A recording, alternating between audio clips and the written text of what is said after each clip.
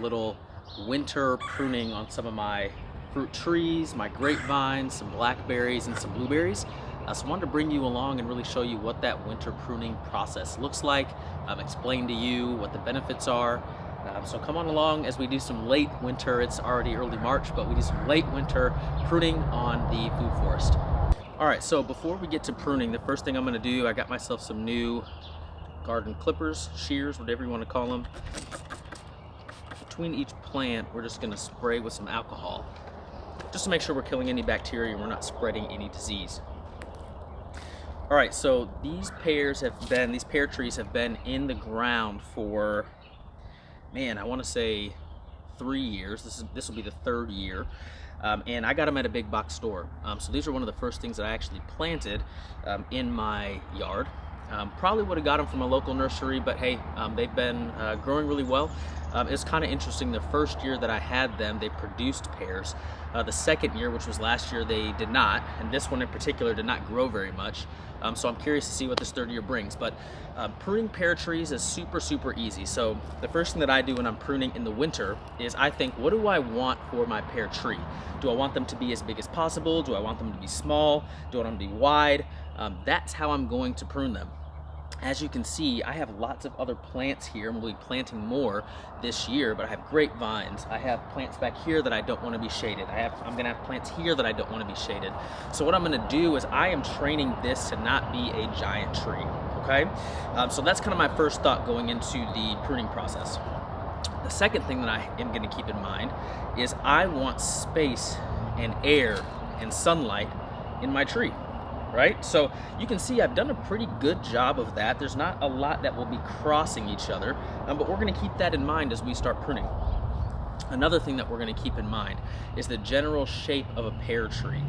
So I can't remember the terminology, and that's okay, because as hobby gardeners, we have a lot to keep in mind, but you want on a pear tree kind of a single shoot, a single stem coming up, and then you want a nice cone shape all around that. There are different techniques that you may want for an apple per se, where it's more of a hollowed out middle and a cone shape. From what I've researched, that's not particularly what you want with the pear, so I'm also going to be keeping that in mind. I've also heard that you shouldn't take back more than 20% off of a pear tree when you're doing a winter pruning. Some other varieties of fruits like apples or what have you, they can stand a little bit more to be taken off, but pear trees don't like that too much. So let's just start here. All right, so we're zoomed in a little bit, but again, I just wanted to give you more of a close-up. So as you can see, we're doing pretty good on spacing. I don't have lots of things that are crossing, which is great. So the first thing that I'm gonna do is I'm just gonna take some of this stuff down just a bit. The more you prune, the less the plant has to worry about and gets to focus on new growth, right? So pruning is super important. So really at an angle, we're just gonna come here and we're gonna prune that off. And we're gonna kind of look here. I'm gonna say, hey, this one's not really serving exactly the way that I want it. We're just gonna prune this all the way back here. All right, so there's a little bit more space and sunlight. So it looks like this one here, and hopefully you can see that okay, will eventually kind of be coming up into this one, and I don't want that. So what I'm gonna do is I'm gonna find a bud that's gonna be kind of going out more away from the body of the tree, and I'm just gonna prune it right back to that. And then at the very top, there's a lot of new growth, but I don't want this tree getting too tall, so I'm actually gonna prune back on some of this new growth. We're gonna prune it back to, prune this back here. And we're gonna prune this back just down a little bit there. And I'm just gonna kind of walk around and see. All right, looks like I don't have anything that's gonna be crossing. We took a little bit off the top. We're good to go on this one. All right, so you can see here, I left buds growing out, not the buds growing in. I want to encourage growth out and wide, not in and up. So this is my other pear tree, and this pear tree has grown a lot better, more vigorously than the other. So we're gonna do a little bit more pruning on this one. And this one's also leaning a little bit too. We had a really bad windstorm a couple years ago. By the way, I planted both of these at the same time, so we're going into our 3rd year here with this one. But we had a really bad windstorm. It pulled it really down far, and now it's leaning. So I'm gonna have to prop this one up this year to get it growing kind of vertically like I want to again. But you can see this one's a lot taller. This one's a lot wider. So we're gonna probably take a little bit more off of this. But again, with the same thing in mind, I don't want anything crossing too much. And I'm also thinking with this tree here, there's a lot more growth on this side of the tree than there is on this side of the tree. So I'm going to keep that in mind as I'm pruning. So the first thing that I'm going to do is look into anything that's crossing. And honestly, there's not a lot, which is great. With the thought in mind that there's not too much on this side of the tree, but that there's a lot on this side of the tree, I'm actually going to take this whole section off. This little bud here is very much growing toward the center and will be crossing. I'm going to take that away. These little buds here, there's no need for those. I'm going to take that away. You can see I have this nice main stem, probably using the wrong terminology, but I have this nice main stem going up, and I don't have a lot that's crossing, right? I'm going to get a lot of sunlight here, so this is looking really good. I'm also going to kind of take a little bit off the tops again because I want to encourage growth wide, not just growth up. So I'm going to take a couple buds off on all of the big stems that I have, and I'm going to leave buds that are pointing out.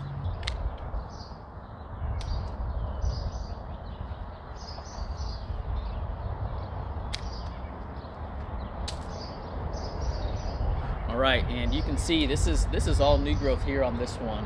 And again, I want to encourage not high but wide, so we're going to actually take this down quite a bit. And as I'm trimming at an angle right next to a bud.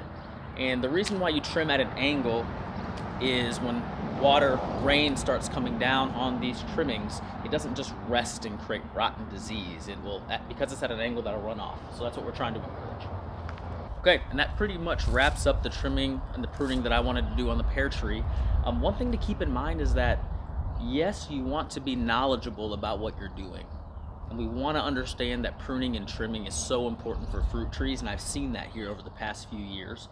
But you don't need to overthink it, right? I took some off the top. I want to encourage wide growth, and that's pretty much it. I don't want anything crossing, and I want lots of air. So I trimmed it down. We'll see how it does this year, and we'll iterate and change the way we do it probably next year after we learn from this year.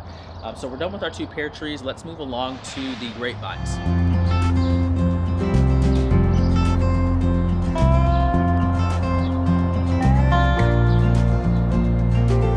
All right, so this is the second year that I have had these grapevines in my yard, and I have 2 of them, so we're going to prune both of them today. I'm a little bit nervous because I've never pruned grapevines in the winter yet. This is my first go around, so I've been doing lots of research on what you need to do and what you need to think about. So the thing to remember about grapes, about blackberries that we're going to look at here in a bit, is that last year's growth is going to produce this season's fruit.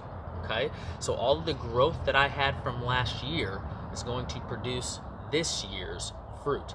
And then next winter, right, so the winter of this year, after everything goes dormant and all the growth happens, I need to take away what was 2 years old so that I have, again, we cycle, right?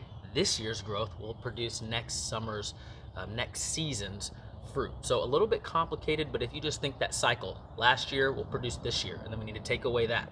Last year will produce this year, then we need to take away that. So the technique that I'm really going to be shooting for with this particular grapevine is we've established our trunk, as you can see here, and I'm going to choose 2 canes, and you can see I have 3 main canes here. I'm going to choose 2 canes. Those I'm going to let develop into what's called a cordon. Okay, so those are just going to be kind of everlasting. These are going to get thicker, kind of like a trunk, and then I'm going to prune and produce off of these smaller canes here every year, that cycle that I just talked about. So we're going to establish 2 canes. We're going to turn those into a cordon as they develop year after year after year. And then all of these smaller canes that develop, we will cycle that last year's growth is this year's production, cycle on that. So here's what my goal is. I want to choose the 2 strongest canes, and I'm going to take one away, which is scary for me. And then we're going to prune all of these smaller ones down closer to the cane, and then hopefully we get some grapes this year. I believe we will. I got this as a pretty decently mature plant from a local nursery. So yeah, let's come along and let's choose which ones that we want to take away. All right, so as you can see here, we've established our trunk. I have that supported, but I have 3 main canes. And really what I want is 2, just so the plant can really focus in on good production for 1. So I want to choose the 2 that are the most strongest, but as I'm looking at this, I think I'm actually going to go with the taller 2, because if I leave this bottom one, which does look a little bit stronger than this, that's very, very close to the ground where chipmunks, squirrels will be able to get after the fruit a little bit easier. So what I'm going to do is I am going to prune away this whole one here.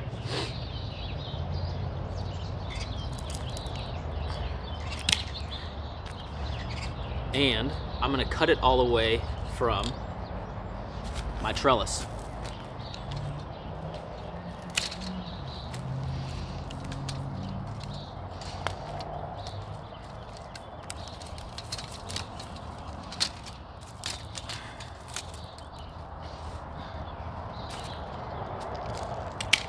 All right, and so now that we've taken away one of those larger canes, we're only left with 2. What I'm gonna do is kind of go along these canes and trim the smaller ones down to 2 buds, okay? The smaller ones down to 2 buds, all the way down. And then we're just gonna let it go. Here we go. Also, this guy here, this is unnecessary. We're just gonna clean that up a little bit too. There's some older wood that we're going to clean up along the way as well. For this one, this is also not necessary. Same for this guy, not necessary. All right, and then we kind of go down to 2 buds here.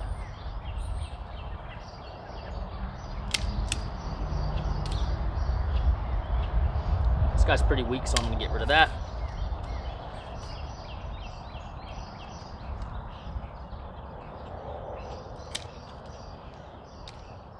This guy's pointing downward, so we're just going to get rid of him.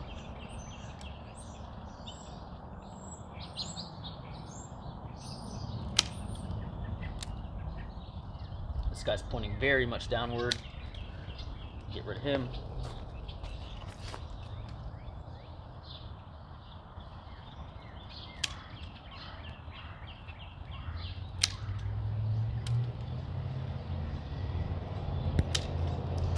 There we go, so there's one side. These guys are pointing a little more vertically than the other side, which is nice. So we're just leaving 2 buds.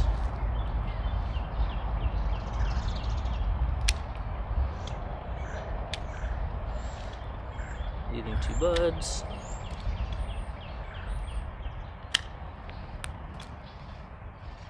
Kind of cleaning up as we go.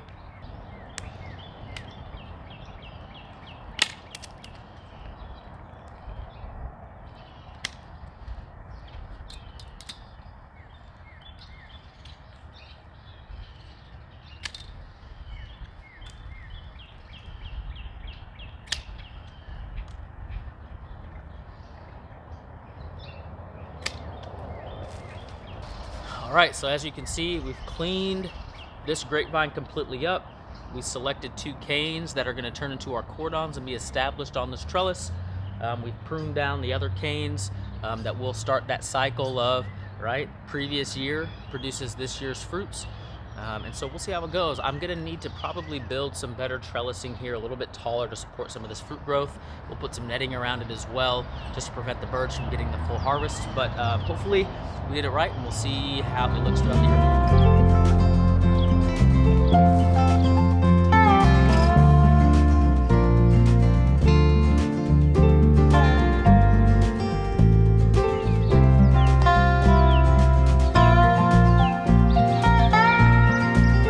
Alright, so the growing philosophy for this grapevine is very different than the other one that we just took a look at.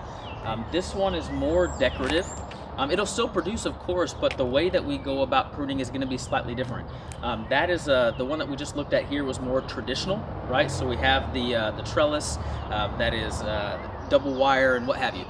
This one is an arch trellis, right? So not only is it going to produce, and we're looking for production, but we're also looking for we're growing it this way for decorative purposes, I guess you could say. So we're still going to work on the one trunk, and I'm going to bring you in here and show you kind of what we're dealing with. But we're going to do one trunk. We're going to establish 2 canes that will eventually be our cordons, right? Those things that will be everlasting, that will get the smaller canes shooting off of, that we do that cycle, right? Previous year's growth produces this year's fruits. But we have a lot more work to do here. Now this one's a little bit more sprawling.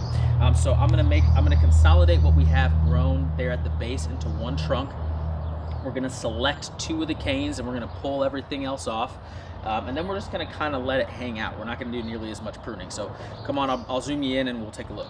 So as you can see here, a little bit different situation that we got going on. So when I planted this, there were a couple of main trunks coming up. And so the first thing that I want to do is really consolidate this down. And I want to choose the strongest one. So you can see here that this guy is a lot stronger than this one here. So what I'm going to do is go all the way to the base. And we're just going to trim that weaker one completely off. Okay, so we've taken that off. And I'm going to follow this up and take away everything that was attached to this, which is a little bit of work, right? And we need to make sure that we're paying attention, because what I don't want to do is I don't want to trim anything as of now that's attached to this trunk. So I'm going to work my way up and I'm going to take everything off that was attached to that old trunk that we pruned away.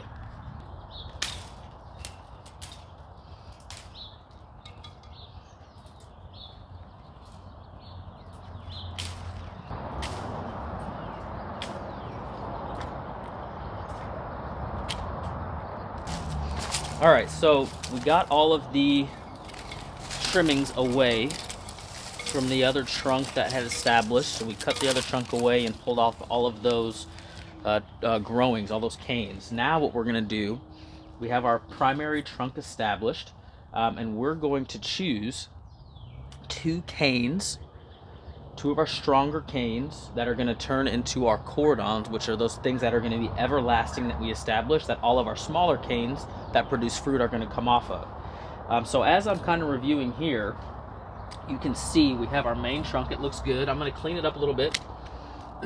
And we have kind of this weird thing going on where these 2 are pretty weak, these canes, but I have 2 strong ones up here that I'm really liking. So I'm actually going to trim my trunk all the way up to here, where we have 2 coming off, and we're going to choose our 2 strong ones from there.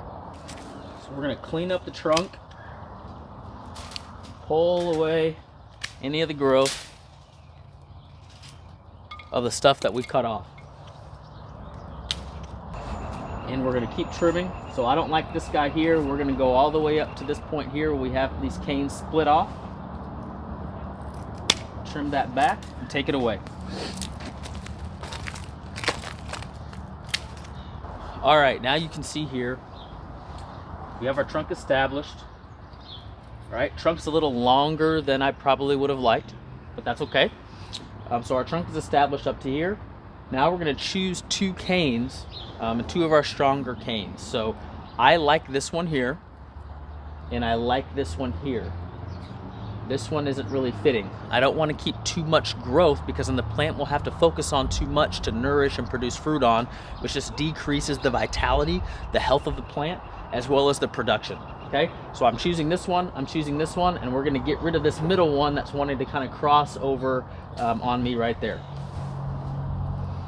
So we're gonna take that guy away, and then we're gonna take away everything else that it was attached to. All right, so now that we have our main trunk established, we have our 2 canes, which we're gonna leave and get them established to a cordon. Now all of the small canes that are sprouting off of these main canes, okay, we're gonna trim back to 2 buds, just like we did before, and then we're gonna be good to go.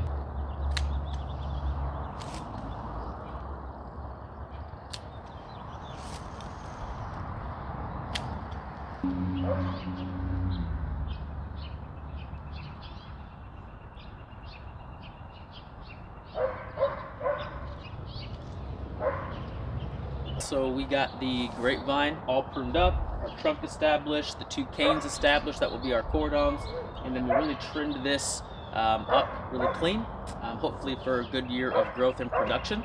So let's go ahead and go around to the other side of the house, and we're going to prune up our blackberries as well as a slight prune on our blueberries.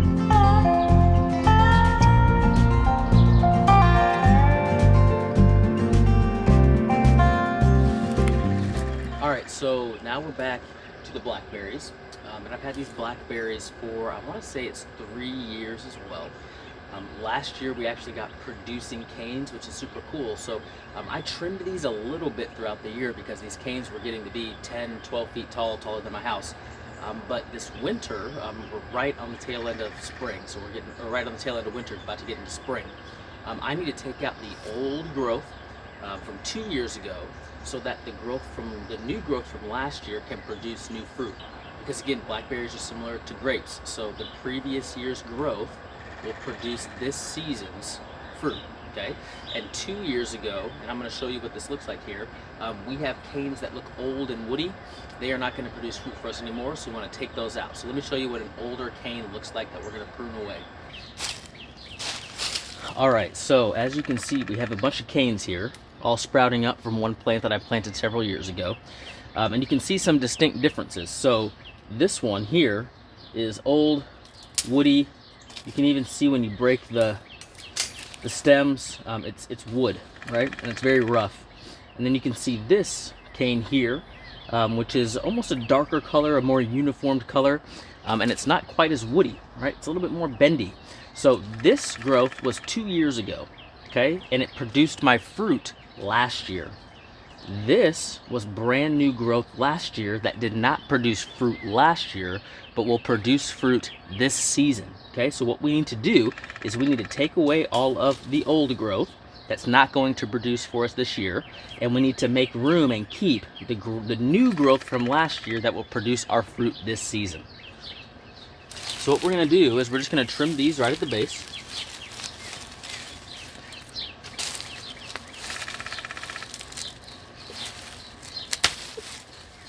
And the great thing about blackberries is they are so voracious. They're so hardy. You can't really mess it up too much. Again, if you just remember, take away the old growth that produced fruit for you last year, leave space for the new growth, and then we're going to tip these off and clean them up a little bit. So I'll show you that process.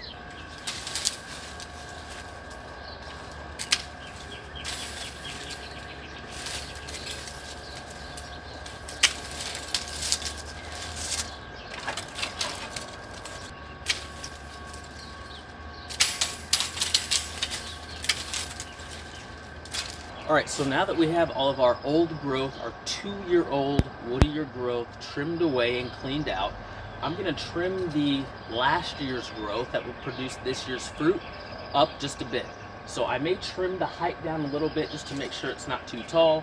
I'm going to trim these canes that shoot out from the side of the main cane that comes up from the ground. I'm going to trim those down a little bit so that they're not too wildly, because whenever these start to leaf, I want to be able to access the berries. I want to be able to cover them with netting during the season. So we're just going to trim this up and make it look a little bit cleaner.